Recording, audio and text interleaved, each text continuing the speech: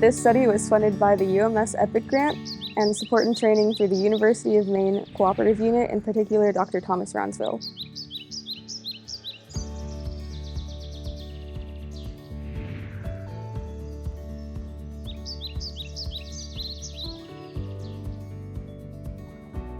So we have gone out to multiple locations, private and residential areas within Farmington and about 20 minutes from Farmington, or like radius in Farmington, and collected ticks from different areas. And now we are using the ticks that we have collected and identifying them. And then later on, we are going to be extracting DNA from them to figure out what zoonotic diseases they carry.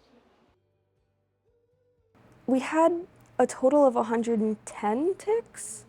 And I think 75-ish% of those were black-legged, and then the rest were dog ticks. So this is what the results look like when a tick tests positive for both diseases.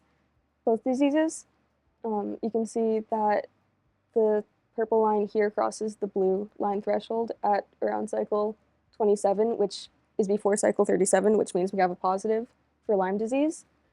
And then the second purple line also crosses its threshold at around cycle 32, which again is before cycle 37, which means it also tests positive for anaplasmosis. Well, yeah, this class has been very interesting and very different from what I'm used to back home as well.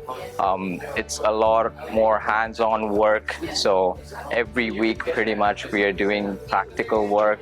The best part about ecology in general is that you get to spend a lot of time outside in nature, which is great, but also I think I love the way this class is structured because there is a lot of emphasis on field work and actually acquiring skills rather than just, taking notes and attending lectures and all the theoretical aspects of it. So yeah, it's been really interesting, and I feel like I know a lot more and I have a lot more skills now than I did before, so I'm happy I took it. So this opportunity for me is important because it not only gives you like in-class experience, but you're going out and you're testing those different like field methods in action, and as well as like just what we're doing in this classroom.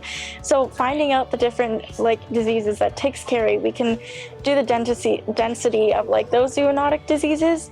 So it kind of like gives you a real world perspective and like gets you out there and it's like, oh, this is a problem. Like you do see this problem. This is a relevant problem, and the studies that we're doing in the classroom are relevant. And I feel like us starting, and the reason why we're specifically doing it in here is because there's a gap in knowledge for Western Maine. There's not a lot of tick identification or diseases that they carry. We don't know much about it. So being able to like kind of fill in that gap will definitely set up success for like the next students, because they can even further our investigation skills for the students coming in.